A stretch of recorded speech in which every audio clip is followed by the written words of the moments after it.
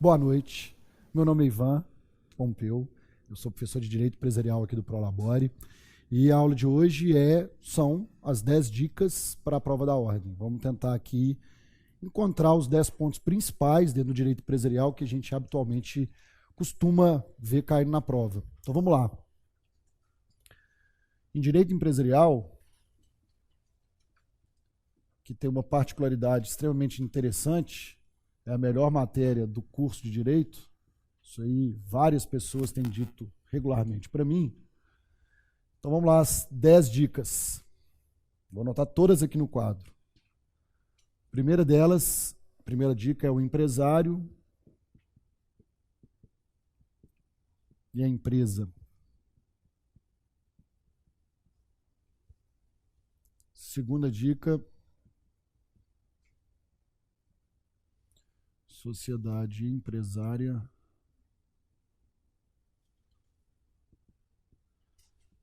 sociedade simples.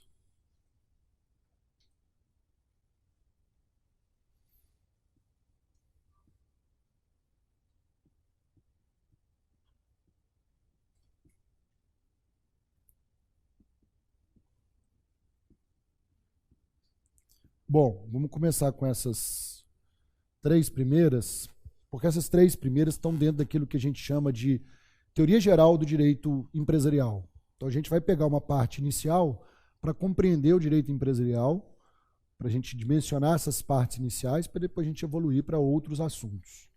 Bom, quando a gente vai estudar essa parte do direito empresarial, que envolve tanto o empresário quanto a sociedade, a gente parte de uma ideia que o direito empresarial só regulamenta o que a gente chama aí de atividade econômica. Então, o direito empresarial, ele vai partir de uma lógica que é a atividade econômica. O que é atividade econômica? É buscar lucro.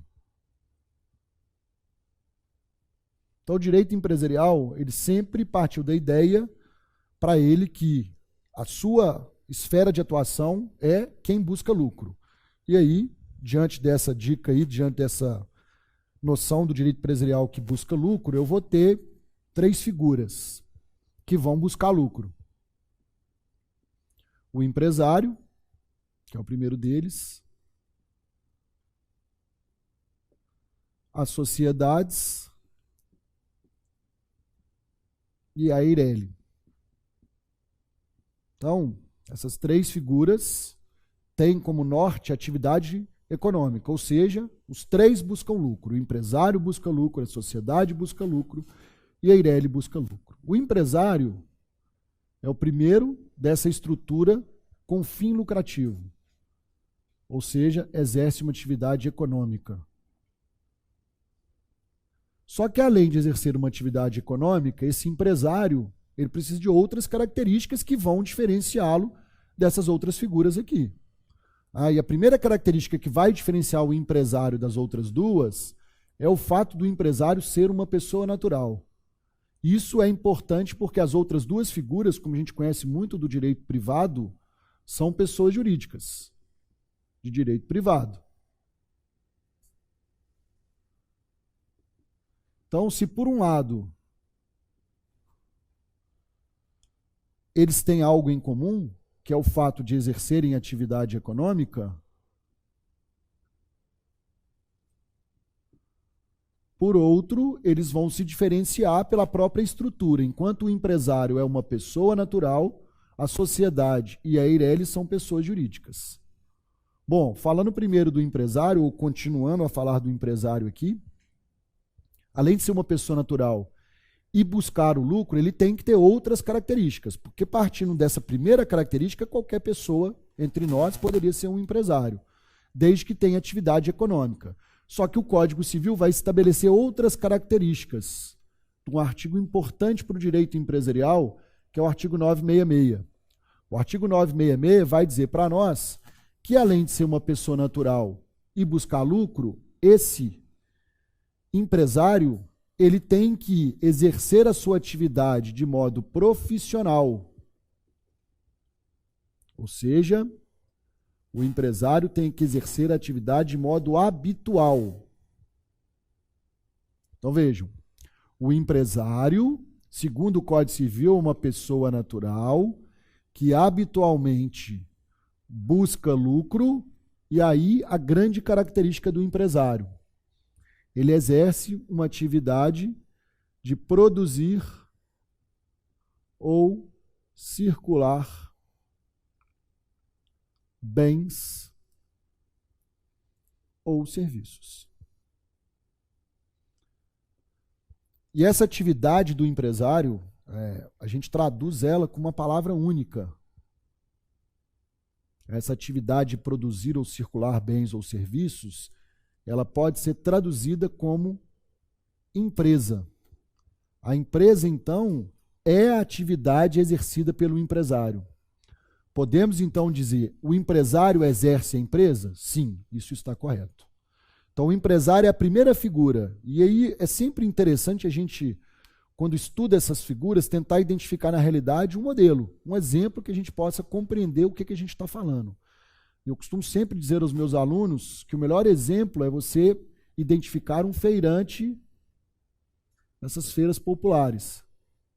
Lá, em qualquer feira popular, você vai encontrar várias pessoas naturais que vão lá todos os dias ou com a frequência, produzindo ou circulando bens ou serviços com fim econômico. Então, esse é o empresário. Esse assunto é um assunto recorrente na prova da OAB, e a gente tem até aqui uma questão sobre essas figuras aí do empresário e da empresa. Então está aqui, ó. Lá em 2015, no segundo exame de 2015, caiu uma questão falando: assinale a alternativa correta em relação aos conceitos de empresa e empresário no direito empresarial. Letra A. Empresa é a sociedade com ou sem personalidade jurídica. Empresário é o sócio da empresa, pessoa natural ou jurídica, com responsabilidade limitada ao valor das cotas integralizadas. Letra B. Empresa é qualquer atividade econômica destinada à produção de bens. Empresário é a pessoa natural que exerce profissionalmente a empresa e tem a receita bruta anual de até R$100 mil. Letra C. Empresa é a atividade econômica organizada para a produção e ou circulação de bens ou serviços. Empresário é o titular da empresa que a exerce em caráter profissional. Letra D. Empresa é a repetição profissional dos atos de comércio ou mercancia. Empresário é a pessoa natural ou jurídica que pratica de modo habitual tais atos de comércio. E aí a resposta, como está posto aqui, está com base no artigo 966, que é exatamente o artigo que nós apontamos aqui. Então, vejam, empresa é, primeiro e antes de mais nada, a atividade exercida pelo empresário. E qual é a atividade exercida pelo empresário? Produzir ou circular bens ou serviços. Então, está aí a nossa primeira dica, cumprida. Vamos agora passar aqui para falar sobre sociedades e aí diferenciar algo importante, que é a sociedade empresária e a sociedade simples. Essa distinção ela é importante para a compreensão de todo o direito empresarial. Pois bem, seguindo o modelo que a gente estava conversando aqui, lá, além do empresário que exerce atividade econômica, a sociedade também faz parte do universo empresarial, porque ela também exerce uma atividade econômica. E aí é sempre uma informação extremamente importante. Todas as sociedades vão sempre buscar lucro. Não existe sociedade que não busca lucro. Tá? Antigamente, no Código Civil de 1916, existia uma sociedade sem fins lucrativos. Para o nosso modelo atual, de direito privado atual, com o Código Civil que nós estamos hoje, a sociedade é uma pessoa jurídica de direito privado com fim exclusivo do lucro. Toda sociedade busca lucro. Eu não sei se ela vai conseguir, mas toda sociedade busca lucro sem exceção. Então, falou de sociedade, busca lucro. A sociedade, além de ser uma pessoa jurídica e buscar lucro, ela tem, obviamente, outras características também extremamente relevantes. Sociedade, vamos pagar um pouco aqui a Eireli, depois a gente retoma a Eireli. Além de ser uma pessoa jurídica, de buscar o lucro, ela precisa de sócios. Então, a sociedade, toda e qualquer sociedade, pressupõe a existência de sócios, ou seja, eu vou ter uma pessoa jurídica, que é a sociedade, e a figura do sócio ou dos sócios é naturalmente diferente da pessoa jurídica. Aqui eu tenho uma pessoa, sociedade, e aqui eu tenho sócios. Então, eu distancio a sociedade dos sócios. Pois bem, esses sócios, eles vão ter que pagar para a sociedade o que a gente chama aí de capital social. O que é o capital social? O capital social é o valor mínimo que uma sociedade precisa para exercer atividade. Então, toda vez que eu estiver constituindo uma sociedade, eu vou ter que pensar no capital social. Quanto que é o valor que essa sociedade precisa para fazer atividade? Esse é o conceito de capital. E quem vai pagar o capital? Os sócios. Os sócios pagam o capital. E eles pagam o capital com bens, normalmente, e o principal bem que é utilizado é o dinheiro, mas é possível também o pagamento do capital com serviços. Como é que paga o capital com serviços? Eu tenho que pagar 10 do capital. A minha hora de trabalho custa 1. Trabalhei 10 horas. Então, pago com serviços. Mas aqui eu sempre aproveito para uma informação extremamente importante, que na sociedade limitada, você não pode pagar com serviços. Ou na linguagem da lei, você não pode integralizar o capital com serviços na sociedade limitada. Então, quando eu estiver montando uma sociedade, eu estou falando de uma pessoa jurídica que busca lucro, que vai ter sócios, e o lucro que essa sociedade tiver, ela vai partilhar entre os sócios. Então, a partilha dos resultados. Então, essa é a estrutura societária bastante diferente do empresário. O empresário é uma estrutura muito mais simples, pautada na pessoa natural, que vai lá buscar lucro.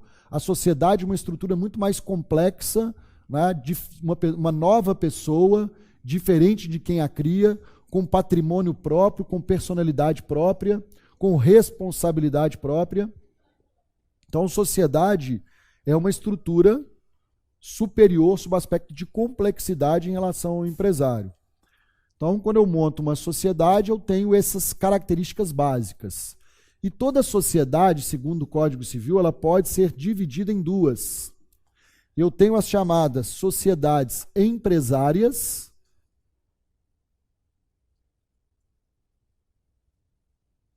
e as chamadas sociedades simples. E qual é a diferença entre a sociedade empresária e a sociedade simples? Para a gente estabelecer essa diferença, a gente tem que dar um passo atrás e voltar aqui na figura do empresário. A gente tinha conceituado e conceituamos o empresário como essa pessoa natural que exerce a empresa e busca lucro. Todavia, o empresário comporta algumas exceções.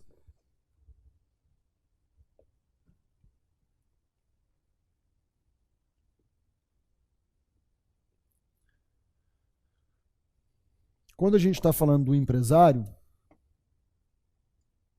alguns tipos de serviços, segundo o Código,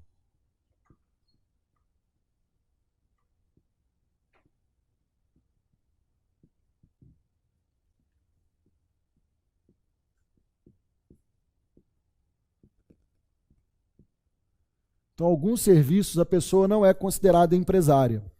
Então, eu tenho a regra geral que o empresário produz ou circula bens ou serviços, ou seja, a regra geral é que o empresário exerce a empresa. Mas, se os serviços realizados por este empresário forem serviços de natureza intelectual, científica, artística ou literária, essa pessoa natural que estiver exercendo essas atividades não vai ser empresário, ela vai ser chamada de profissional liberal. Então, eu tenho dentro da estrutura do empresário, o empresário, como a gente já conversou, e o profissional liberal. Essa distinção entre empresário e profissional liberal é a mesma adotada no âmbito societário. A sociedade empresária, É como se fosse um empresário. Ela vai fazer a mesma atividade do empresário, ou seja, a empresa. Então, a sociedade empresária produz ou circula bens ou serviços. Então, a sociedade empresária tem a mesma característica do empresário nesse contexto. Exercem a mesma atividade. E a sociedade simples tem as características do profissional liberal: atividade intelectual, científica, artística ou literária. Então, a distinção entre sociedade simples e sociedade empresária está no objeto social da sociedade. Se o objeto social da sociedade for um objeto intelectual, científico, artístico ou literário, eu tenho uma sociedade simples.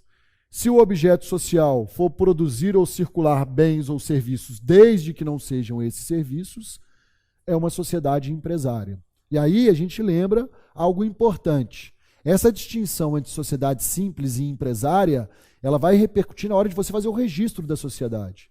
Na hora que você for registrar a sua sociedade, a sociedade simples registra-se no cartório de pessoas jurídicas.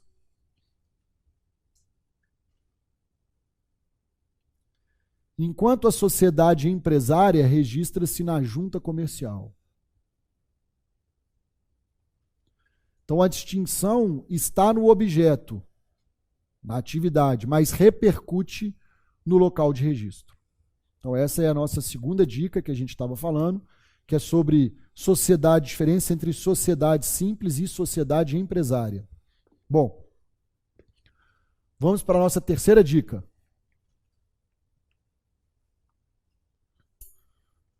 Vamos falar agora sobre, terceira dica, sociedade em conta de participação.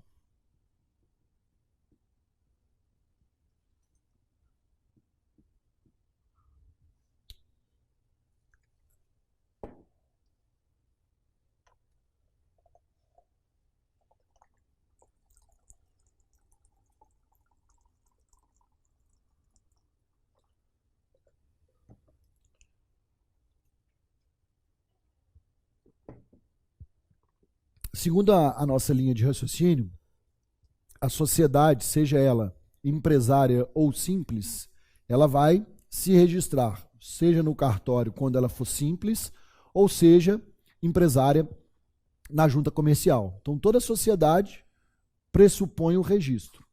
Só que o nosso legislador, ele mesmo reconhece a possibilidade de existência de sociedades sem registro.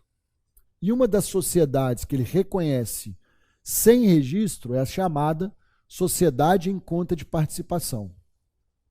A sociedade em conta de participação, ela tem como principal característica, então, a ausência do registro.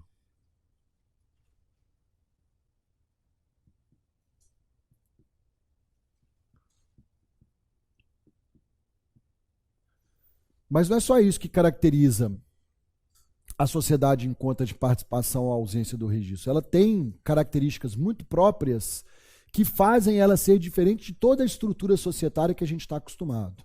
Então, quando a gente vai estudar a sociedade em conta de participação, o ponto inicial para uma boa compreensão da sociedade em conta de participação é entender que ela não é uma sociedade. Então, a segunda característica que eu acho importante na sua compreensão é entender que ela não é uma sociedade. Mas como assim ela não é uma sociedade? É muito fácil afirmar isso, mas como que se explica o fato dela não ser sociedade? Bom, então vamos pensar aqui o que significa ser uma sociedade. Então, toda hora que a gente está falando de uma sociedade, eu estou pensando no nascimento de uma coisa nova. Então, sociedade sempre pressupõe, eu tenho aqui lá os meus sócios, né, o nascimento de algo novo. Vai surgir uma figura, uma pessoa diferente dos sócios. Falou em sociedade, eu estou pensando nessa hipótese. No caso da sociedade em conta de participação, especificamente, não vai haver o surgimento de nada novo. Por isso, essa ideia de que ela não é uma sociedade. Ou seja, eu vou ter as figuras aqui embaixo, né? Mas eles não criam uma nova pessoa.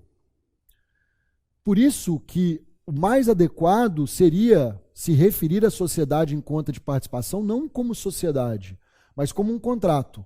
O ideal seria dizer que ela é um contrato em conta de participação. Esse seria o formato mais fácil de compreensão. Contrato em conta de participação.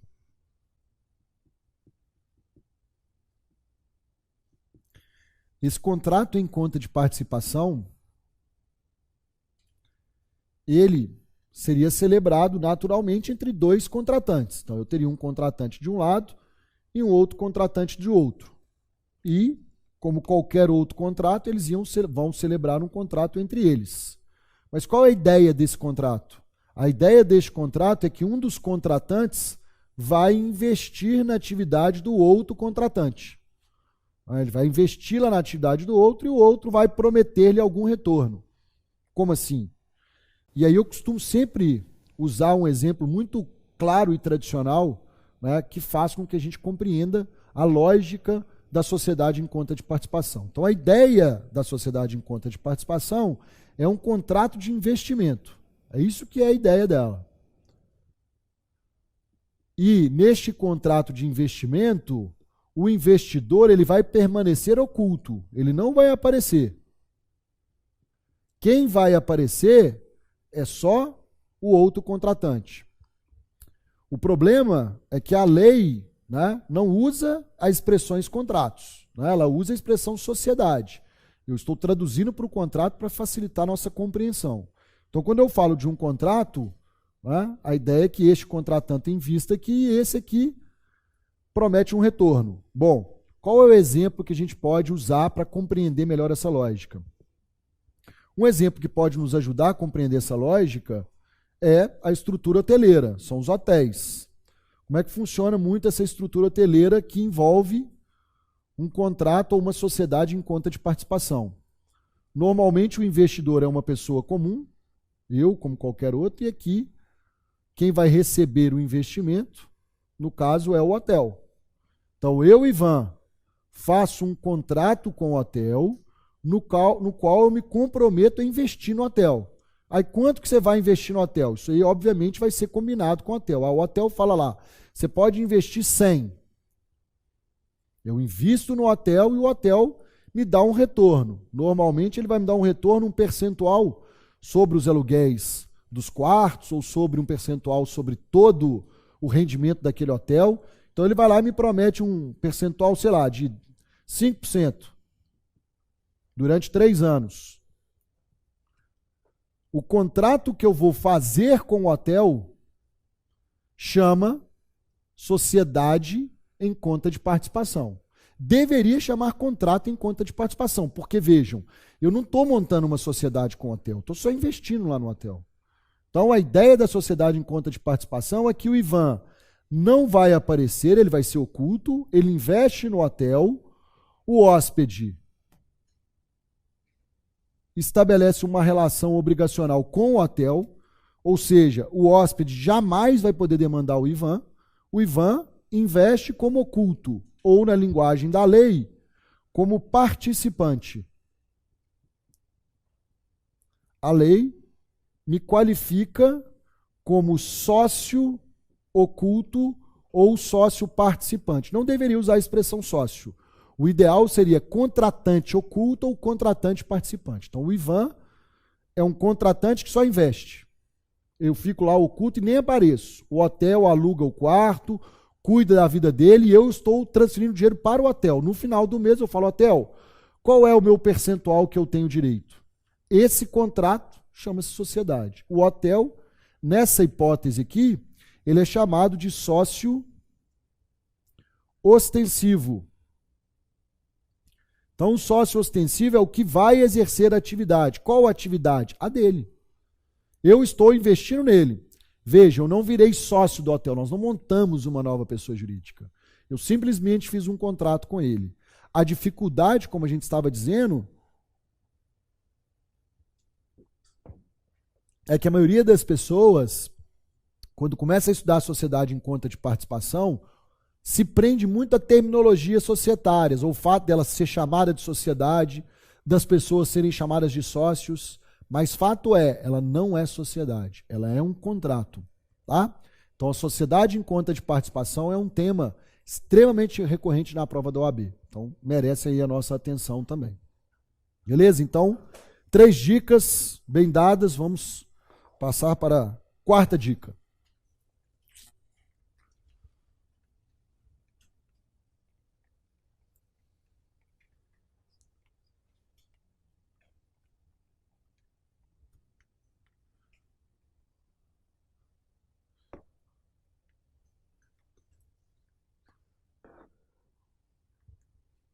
Vamos agora falar sobre a sociedade limitada.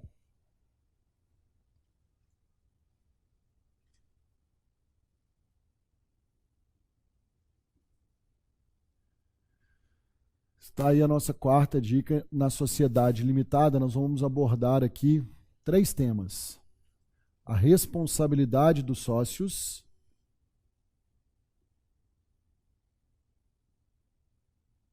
a administração e o tema da exclusão de sócios.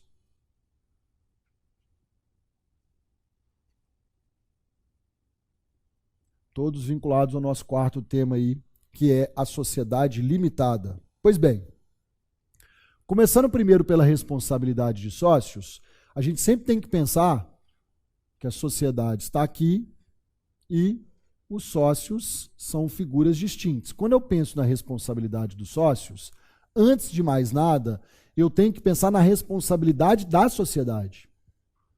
Qual é a responsabilidade dessa pessoa? Até porque quem deve não é o sócio, quem deve é a sociedade. Então esse cara é credor da sociedade, que ela é a devedora. Então antes de eu pensar na responsabilidade dos sócios, ou seja, se a sociedade não pagar as suas dívidas, eu posso cobrar do sócio, antes de eu pensar na responsabilidade dos sócios, eu tenho que naturalmente entender qual é a responsabilidade da pessoa jurídica. Então a pessoa jurídica deve. Quem é essa pessoa jurídica? Uma sociedade limitada. É ela que está devendo? É, a sociedade limitada que é a devedora. A sociedade limitada vai responder de forma limitada, como o próprio nome, ou de forma ilimitada. E aí a resposta que a gente chega é que a responsabilidade da sociedade é ilimitada. Não só da sociedade, de todo devedor. Mas a sociedade chama sociedade limitada, sim. Mas a limitação não está nela, a limitação está nos sócios. Todo devedor responde ilimitadamente. Essa é uma regra obrigacional, tradicional e fundamental, que está prevista no artigo 391 do Código Civil. O artigo 391 nos ensina algo extremamente importante, porque ele diz que todo devedor responde com todo o patrimônio. Se o devedor é a pessoa jurídica, ela responde com tudo que ela tem. Isso significa uma responsabilidade ilimitada. O problema e o questionamento que a gente deve fazer é: e se ela não pagar a conta, eu vou poder cobrar dos sócios? Essa é uma pergunta extremamente relevante, né? No caso da própria sociedade limitada, a gente já sabe que a responsabilidade dos sócios será limitada. Mas qual é o tamanho dessa limitação? Qual é o grau de limitação? E aí, então, o código vai nos dizer qual é a limitação da responsabilidade dos sócios, artigo 1052 do Código Civil. Ele vai dizer que a responsabilidade dos sócios tem 2 etapas.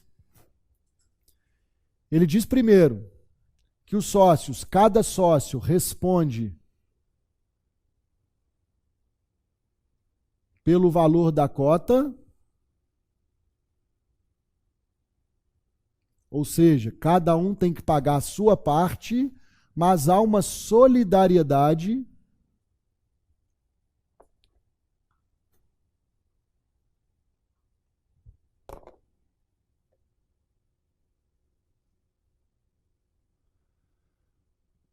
pela integralização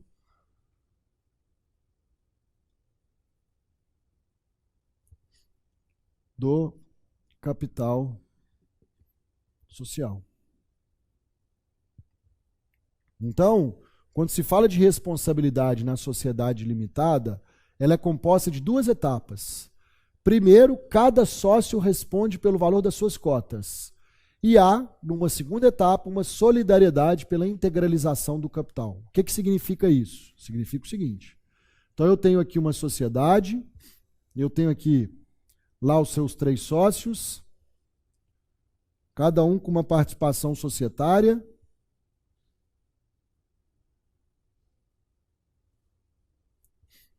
Um capital social de R$1.000, por exemplo, com 1.000 cotas. Considerando essa realidade aqui e pensando na primeira etapa da responsabilidade, cada sócio tem que pagar as suas cotas, então alguém que tem 20% tem que pagar 200, alguém que tem 10% 100 e alguém que tem 70% 700. Cumprimos a primeira etapa. Qual é a segunda etapa da responsabilidade? O sócio 2 não pagou 100. Quem que é responsável pelo 100 além do sócio 2? Aí entra a segunda etapa. Há uma solidariedade pelo pagamento ou pela integralização do capital. Então, quem é responsável por esse 100 além do 2? Tanto 1 quanto 3. Ou seja, solidariedade pelo capital. Então, numa sociedade limitada, cada sócio tem que pagar as suas cotas e, no máximo, pagar as cotas dos outros. Essa é a regra. Aí a gente vai sempre, eu acho que interessante numa limitada é pegar o caso concreto. Pense em uma dívida de R$5.000. A sociedade deve 5.000. Como a gente falou, a sociedade responde ilimitadamente, 3.000. Falta R$2.000. A sociedade quer cobrar o saldo aqui dos sócios. E a realidade nossa é, esse sócio pagou, esse não pagou e esse aqui pagou. Aí pergunta-se, pode-se cobrar alguma coisa dos sócios? A dívida é de 2.000 ainda. A sociedade só pagou 3, que era o dinheiro que ela tinha. Ainda falta 2. Pode-se cobrar alguma coisa dos sócios? Sim, pode-se sim. Quanto? R$100. Como assim R$100? A responsabilidade dos sócios não é no máximo pagar o capital? No nosso exemplo, que faltava para pagar o capital, era exatamente isso. Então, o máximo que eu vou poder exigir dos sócios é o que falta do capital. Mas, então quer dizer que eu vou tomar um prejuízo de 1.900? Pode ser. E aí você vai ter duas hipóteses. Ainda tem. Né? Você pode pedir a falência, olha que solução boa. Pede a falência da sociedade, ou então, uma grande oportunidade para você é pedir a desconsideração da personalidade jurídica. Talvez seja essa a grande saída hoje em dia. O que a desconsideração me autoriza? Ela me diz que quando houver abuso no uso da pessoa jurídica, eu posso transferir a responsabilidade aos sócios. A responsabilidade pode se estender ao patrimônio dos sócios. A desconsideração é uma ferramenta importante, está prevista no artigo 50 do Código Civil, mas é ferramenta de exceção. Ou seja, o pedido de desconsideração, segundo o próprio artigo 50, é quando há abuso no uso da pessoa jurídica. Provando o abuso, aí o juiz autoriza que o saldo seja cobrado dos sócios. Mas lembrem, desconsideração da pessoa jurídica jamais pode ser decretada de ofício pelo juiz. Então está aí. Primeiro ponto da limitada. Administração. A figura do administrador é uma figura importantíssima quando se fala de direito empresarial e especialmente de direito societário. O administrador é uma figura diferente da figura dos sócios. Os sócios são o dono do negócio e o administrador é quem faz a coisa acontecer. É quem transforma a ideia dos sócios em realidade. Ele executa. Ele é o poder executivo. Então, A gente costuma sempre comparar um pouco os sócios com a administração dentro de uma lógica constitucional. É como se os sócios fossem o poder legislativo, o cara pensa a lei, mas quem executa e faz acontecer é o poder executivo, no caso do direito societário, o administrador. Então o administrador tem esse papel extremamente relevante, que é gerir a coisa. Então a sua primeira grande função na condição de administrador é gerir o negócio. É conduzir o dia a dia. Essa é a função primordial dele. Vai ao encontro do próprio nome. Ele vai administrar o negócio, conduzir. Mas além de administrar, além de conduzir o negócio, o administrador também tem uma outra função extremamente relevante no direito societário. Ele é o chamado representante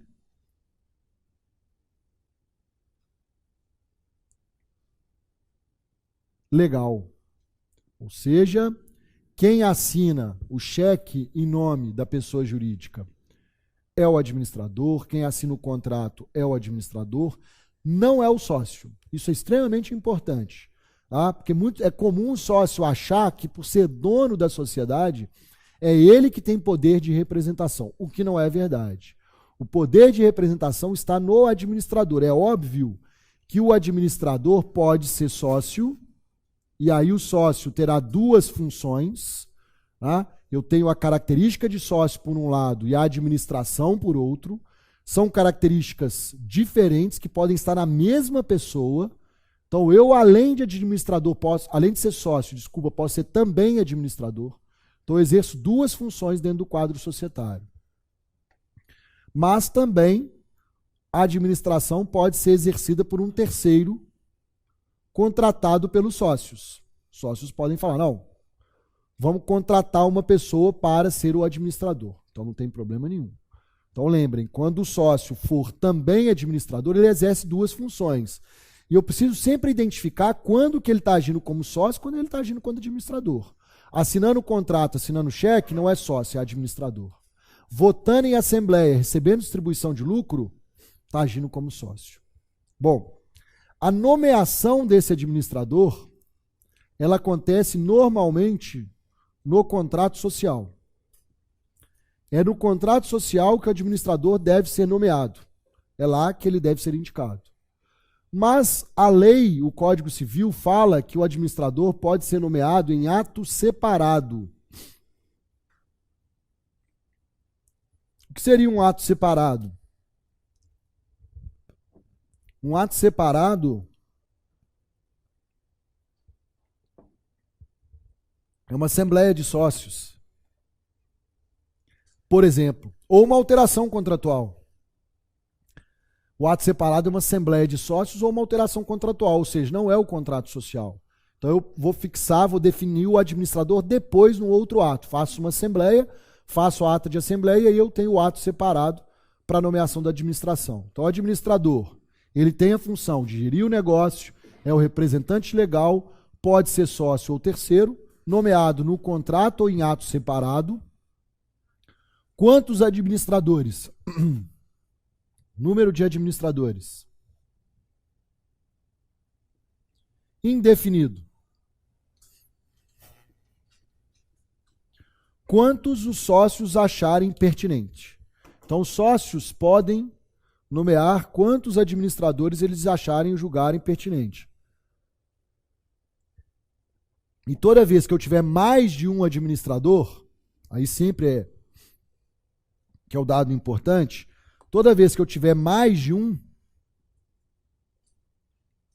eu tenho que definir se a atuação desses administradores basta a assinatura de um ou precisa assinar todos. Ou seja, a administração ela passa a ser feita de modo isolado ou a administração é feita de forma conjunta. Então, toda vez que eu tiver mais de um administrador, esse dado se torna extremamente relevante.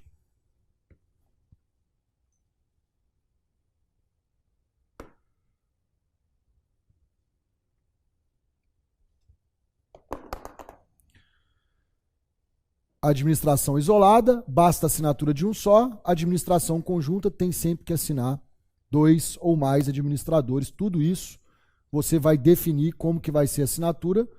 Na hora que você definir a quantidade de sócios, você tem que dizer, vai assinar 2, vai assinar 3, em alguns atos 2, outros atos 3, depende da quantidade de administrador que você tiver. Bom, além disso, nós temos que pensar na responsabilidade do nosso administrador.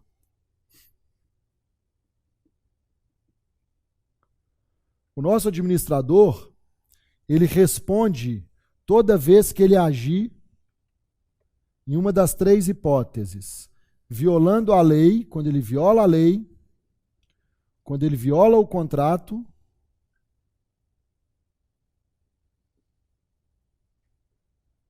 ou por conduta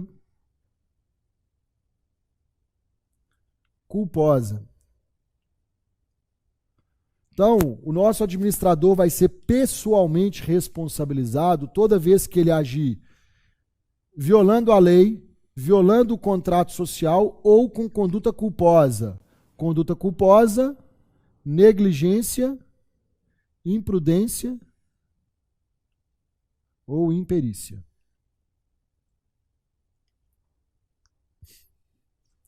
Então, um administrador que decide não mais recolher o INSS dos funcionários. No mínimo, ele viola a lei e, no mínimo, é negligente. Então, aqui eu posso atribuir responsabilidade pessoal ao administrador. E, por fim, a última característica do administrador, para a gente fechar o assunto administrador, é a sua remuneração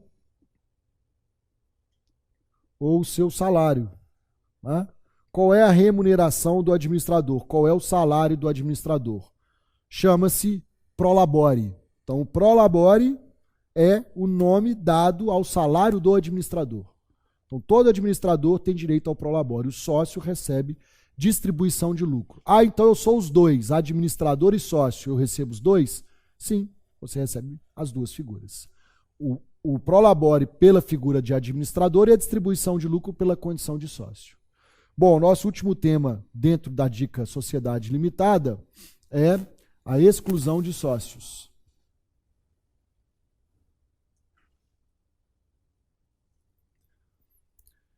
Exclusão de sócios pode ser feita de 2 formas dentro da sociedade limitada: pela via judicial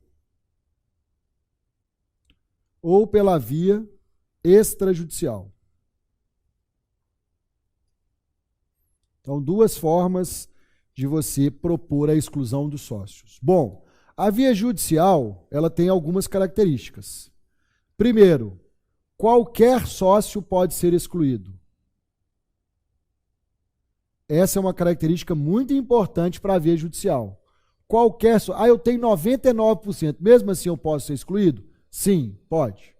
Quando eu digo qualquer sócio. Qual é o fundamento? Aí é que é o grande problema. A lei fala em falta grave. Falta grave é um termo, obviamente, naturalmente, extremamente genérico, o que faz com que eu possa ter uma leitura e uma interpretação extremamente ampla. Tá? Então, qualquer sócio que praticar uma falta grave, obviamente, mediante uma ação que é denominada dissolução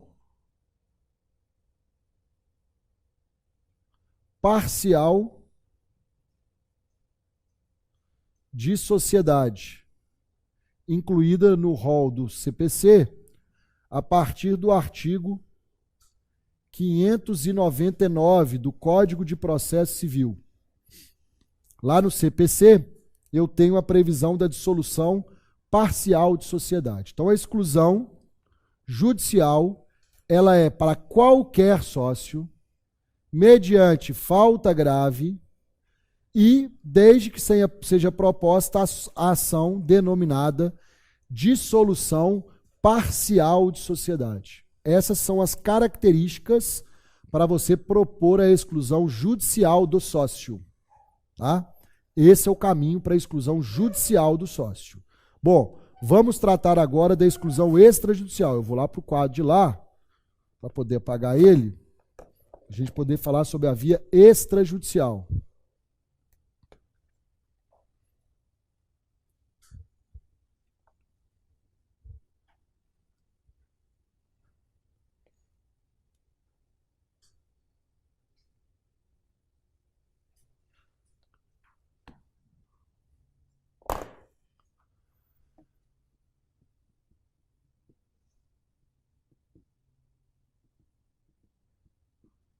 Exclusão extrajudicial. Bom, a exclusão extrajudicial, ela tem também as suas particularidades. Primeiro, só minoritário pode ser excluído pela via extrajudicial. Então, uma via destinada aos minoritários. Tá? Bom, eu preciso naturalmente fazer a convocação de uma assembleia.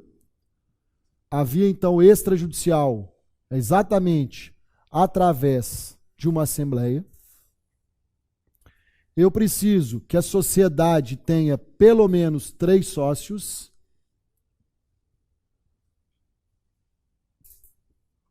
Ou seja, só com 2 sócios não dá para usar esse caminho extrajudicial. Se eu tiver 3 sócios, eu posso. Então, é para excluir o minoritário através de uma assembleia. A sociedade tem que ter pelo menos 3 sócios. Aqui eu também tenho que ter um motivo para poder excluir, que igualmente é a falta grave. Então, para que eu possa excluir o minoritário, ele tem que praticar alguma falta grave. Eu convoco a assembleia e aí vai ser deliberado. Só que existe uma característica muito peculiar aqui, por isso destacada em vermelho aí. Eu preciso ter uma previsão no contrato social